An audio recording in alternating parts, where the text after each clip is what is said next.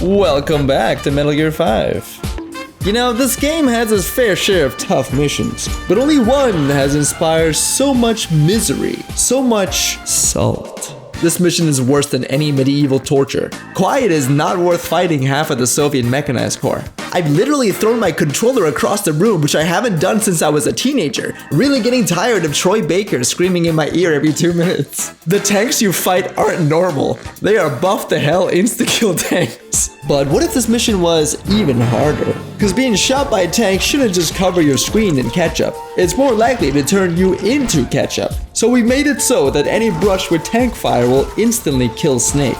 We've also boosted all the enemies with a whopping 250% vision buff. And we're gonna do all of this without any gear. Is it possible to survive a realistic deathmatch against the tanks? Find out today. The story takes place at La Marjate Palace, one of the most beautiful locations in the game. And it's actually based on the real-life Qasr Doralamon in Kabul. This once beautiful palace was shelled by tank fire during the Afghanistan Civil War in the 90s. Anachronistically, in MGS5, the building appears in its destroyed state. And throughout the course of the video, we'll come to know intimately every sniper angle, ambush spot, and escape route in the palace. But for now, we approach our new playground on foot.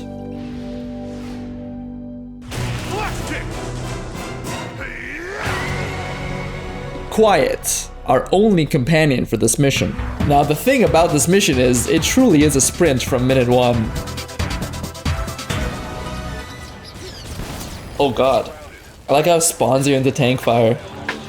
Our first course of action is to test the parameters of the realistic tanks, and find out how far 250% vision actually is.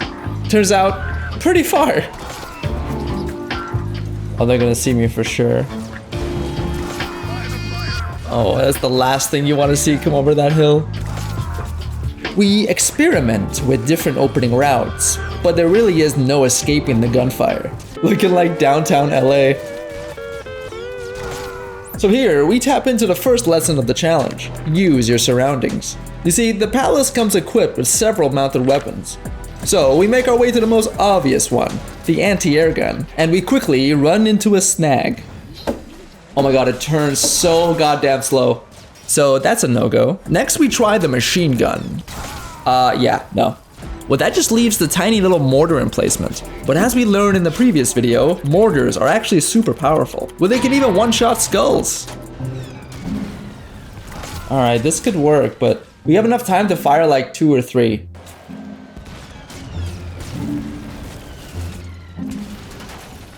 Oh my god, look. Dude, it actually killed the tank. Now, with our opening play locked in, we move into the next phase of the plan. You see, without the benefit of, well, any gear whatsoever, we have no way of taking out the tanks in direct combat. But worry not, for we came equipped with something more powerful than conventional weaponry. Our minds. And balloons, yeah. No, it's actually balloons.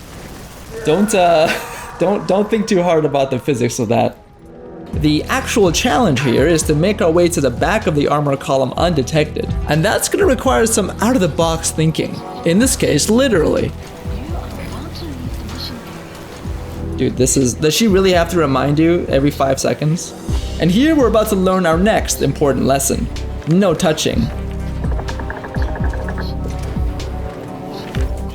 Oh my god. Alright, so touching the tank makes every enemy turn around. We'll just have to gingerly attach the balloon to the tank like so. A tranquilizer gun. A suppressed weapon will make this challenge much easier. Oh my god, these things. It's like a combination kettle and teapot. We use it for tea back home. Alright, let's try this thing out. Wait, this isn't silenced at all. But the picture lied to me, dude. The great thing about Quiet is you can actually get her to fight the enemies with you. However, this does come at the cost of her health. And now with this mod, she can get chunked for a quarter or even half her health bar from across the map. So it's less of a cheat code and more of a resource to manage. Besides, Quiet can't help you from getting your cheeks clapped by tank shells. So when I first went into this challenge, I had no doubt that the many armored tanks would bear the brunt of our frustration. However, it actually turns out to be the soldiers who are the biggest threats to the mission. Let me explain. The enemy begins on high alert and never lets up. This has several complications. Oh my god, he just shot the hostage. He died. If a single enemy catches a mere whiff of our presence, every single adversary on the map will telepathically become aware of and open fire on our position. And the tanks, as dangerous as they are loud, slow, and have poor peripheral vision. The soldiers share none of these weaknesses. And they even get alerted by the sounds of their buddies being grabbed only a short distance away. This leads to situations like this. Anytime we're dealing with more than one enemy bunched up together like this, it's not gonna end well. The kicker is, we can't even use thrown weapons and magazines to kite the enemies as usual. They somehow zero in on Snake's location instantly. My point is, priority number 1 is the enemy infantry.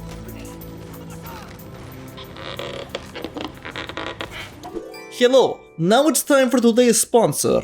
War Thunder is the most comprehensive vehicular combat game ever made. Free to play on PC, PlayStation, and Xbox. Featuring 2,500 tanks, planes, helicopters, and naval ships from 10 major nations. With War Thunder's realistic visuals and sound, you can experience the brutality of pitting the most advanced war machines of our era versus a 100-year-old metal coffin. I'm a sucker for customization in games, so the chance to slap an anime girl on a tank is too good to pass up. And with over 70 million players worldwide, you'll never run out of enemies to demolish in legendary PvP battles. War Thunder is a content-rich, immersive experience well suited for military history fans. For a limited time, use the link in the pinned comment or description to get a massive bonus pack in-game with a bunch of premium vehicles and an exclusive vehicle decorator called the Eagle of Valor, along with 100,000 silver lions and 7 days of premium.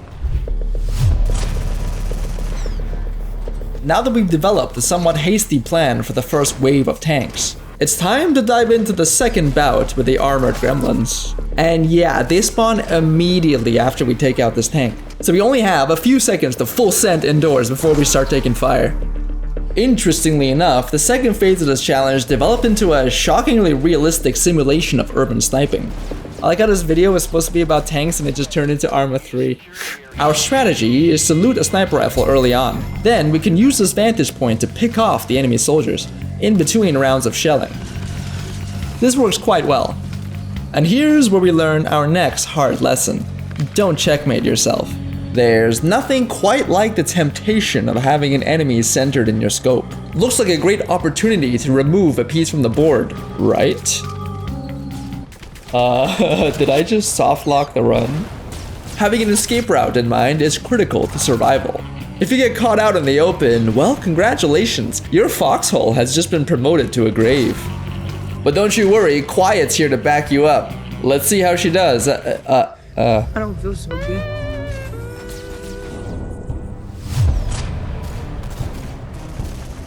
The second wave was proving to be much more difficult than we anticipated. Much of this unexpected difficulty has to do with the soldiers grouping up here. The trick here is to get them as they're marathon pro sprinting towards the base. And this is something I didn't expect when I first started this challenge. The game turns into an almost synchronized performance, where you're rotating to different positions in anticipation of where the enemy will spawn from. A dance of death of sorts. Cryptic metaphors aside, there is one slight snag to this whole setup. You see, the enemies are also snipers. And though we have this beautiful palace to absorb the initial blast from the tank shells, splash damage is still a very real threat. So we stay mobile and dangerous, switching nooks after each shot to make sure we don't overstay our welcome.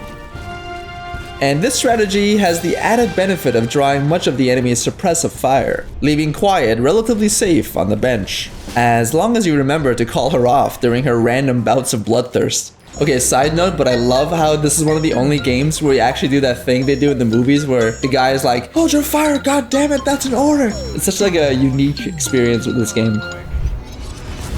With the second wave more or less under control, we move into the third wave, which is perhaps the most sadistic of the enemy's assaults. It all begins with the introduction of our good friend, the rocket artillery. And the problem with this unit is, due to its trajectory, it can actually hit Quiet if we draw fire to the wrong area. And that's not even the least of our worries. Almost immediately, the game spawns 3 tank squads at once. So our once clever plan of sniping the soldiers on the way in is basically useless.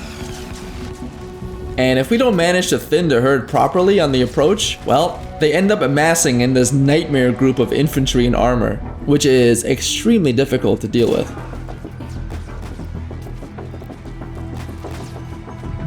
And shoot the legs. I don't think we can get out of this one. So we hatch a clever scheme.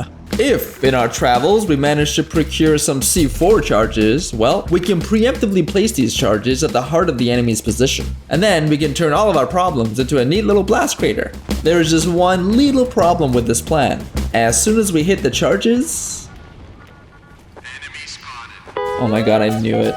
They somehow know exactly where we are. Great. Now, back on the front lines, the third wave is well underway, and it's unique in that it spawns these shield soldiers. These Giga Chads aren't afraid of pushing us once they have a fix on our position. Sir, you're not getting paid enough to keep getting back up. What? Sir! They'll even enter the palace, which I didn't know they could do.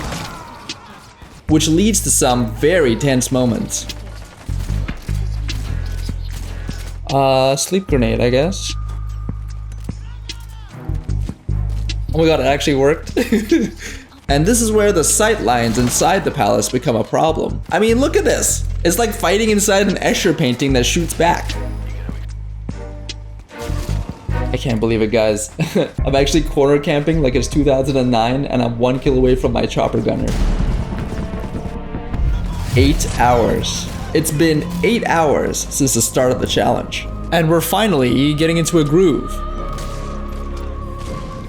Slipping smoothly between the tank's dead zones, all the while juggling the soldiers with their own weaponry.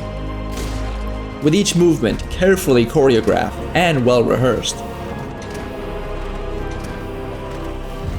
But trouble was on the horizon, literally.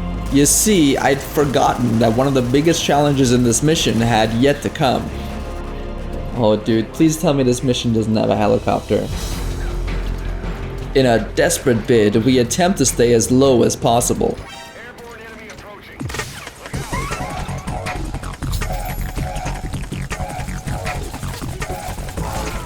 It was inevitable. We had to figure out a way to deal with the chopper. So we hatch another dastardly scheme. The helicopter spawns as soon as you Fulton the rearmost tank. So we enact step 1 of our plan. Step 2, run like hell. Our only hope is to sprint back to the safety of the palace as fast as we can before the heli turns Snake into Swiss cheese. Phew. Alright, we made it. Now we can utilize the many vantage points at the palace to take down the helicopter. But the difference between victory and defeat is a single mistake. In the many attempts that followed, we developed a new strategy for Wave 3. Remember this anti-air gun from earlier? Well, we can use it to quickly take out this rocket unit that spawns at the start. We can even take out this guy as well. You know, you played a mission too many times where you know exactly where they're gonna crest the hill. I tried the strategy for the beginning of Wave 4 as well, but we simply lack the firepower. Now, we don't have to get too fancy with the heli. If you hit it enough times with a decent weapon, it'll go down, but more likely it'll pull out for repairs. Hey, it's leaving! Get back here and die like a man. Now, with the chopper taken care of, only a handful of enemies stood between us and victory. Well, don't you worry, cause I'll find a way to muck it up.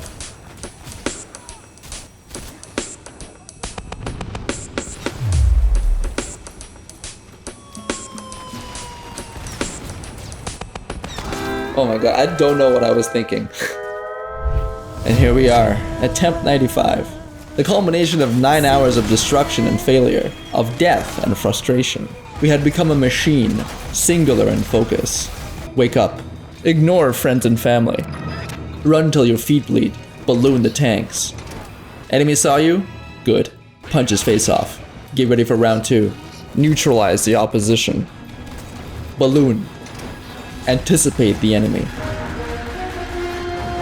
Crack shot. Enemy pushing you? Good. Saves you time. Slip around the rear. Round 3. Watch the flank. Get the high ground. Unload on the enemy. Rotate. Balloon. C4. Gear up. Balloon. Run. Fire for effect. Pin down. Good. The shock will keep you sharp. Ground the chopper. Now, all that remains are a squad of soldiers and 2 tanks. But we have an ace in the hole. A devious trap. The C4 takes care of the bulk of the opposition, so we slip around to deal with the survivors. And to win, we'd have to pull out all the stops.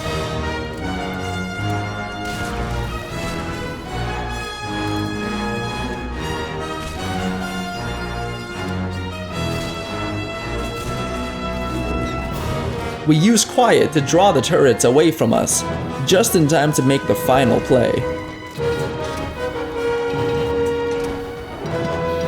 And that's it! After 9.5 hours, the mission is complete. I know I say this every time, but this is probably the most brutal challenge we've completed so far, like for real. Between the tanks, the helicopter, the soldiers, this was a tough nut to crack. But thank you for coming along with me on this silly little journey. And a big thanks once again to War Thunder for sponsoring this video. The game is free to play on PC, PlayStation, and Xbox. And using the link in the description or pinned comment gives you a bunch of premium vehicles and an exclusive decorator to get you going. So check it out. That's all for now. Hey, you know I got more cool videos on the way, so stick around for those. Sick. Okay, bye.